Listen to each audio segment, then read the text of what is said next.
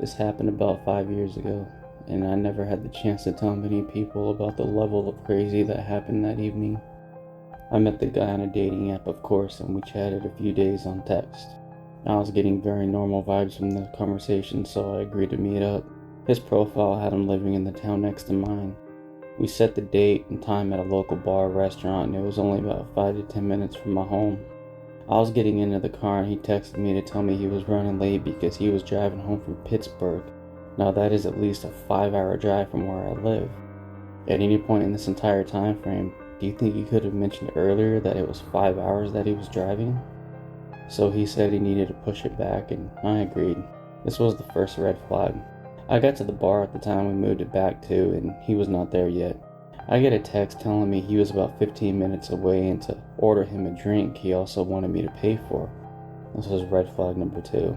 He was chatting with the couple next to me at the bar, and I had already decided to finish my drink and then leave. I did not order his drink, by the way. And all of a sudden he shows up. He was reeking of cigarette smoke when I put no smokers on my profile. This was red flag number 3. But figured he was there at least, and let's see what happens.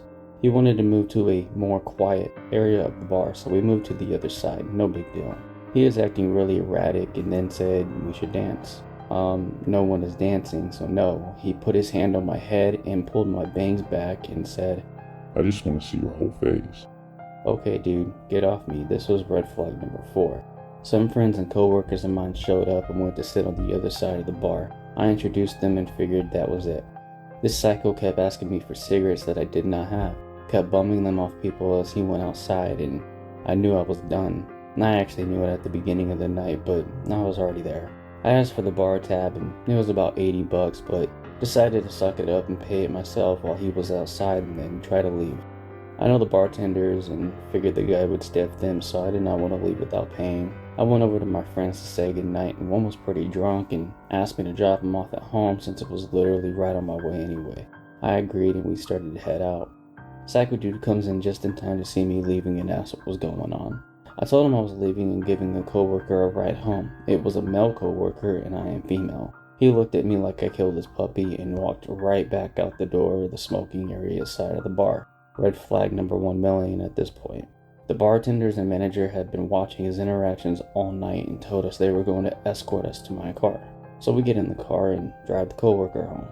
On the way, I am blasted by calls and texts from Psycho Dude telling me I need to drive him home and to come back. I'm like, what the fuck? However you got there, you can use that to get home or call an Uber. He kept texting, so I blocked him. I woke up in the morning and curiously looked at blocked texts, and I had one that was sent around 9 a.m. that said, Hello, beautiful. Had a good time and you give nice hugs. I'm not sure what was wrong with him, but holy hell, of course I never spoke to him again. I'll preface this by saying I don't go on many dates, but when I do, I make sure I follow safety protocol by only meeting my date in public places.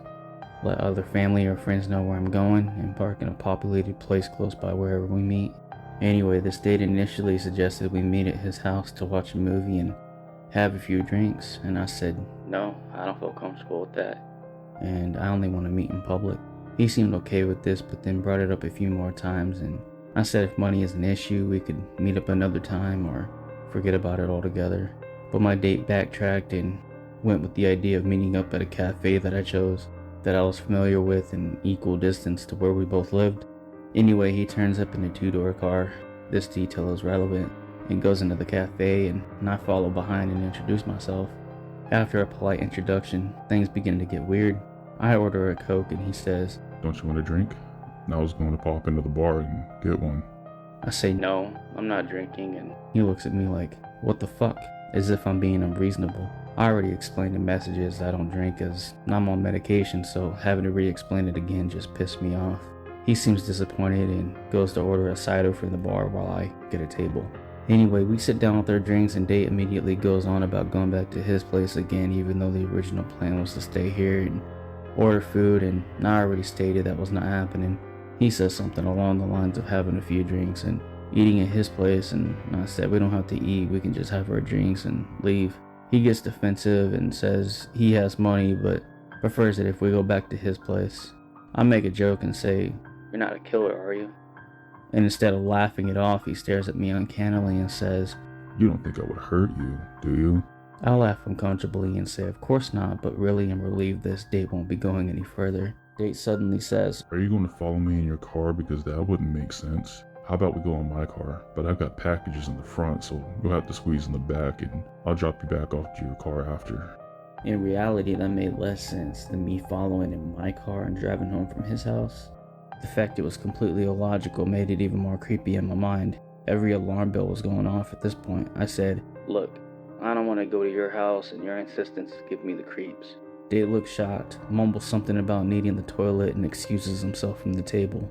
A few moments later, I see him through the cafe window getting into his car and driving off. Massive bullet dodged in my opinion. Also, the fact that his car didn't have back doors made it even more sinister because imagine if something happened in the car and I couldn't escape.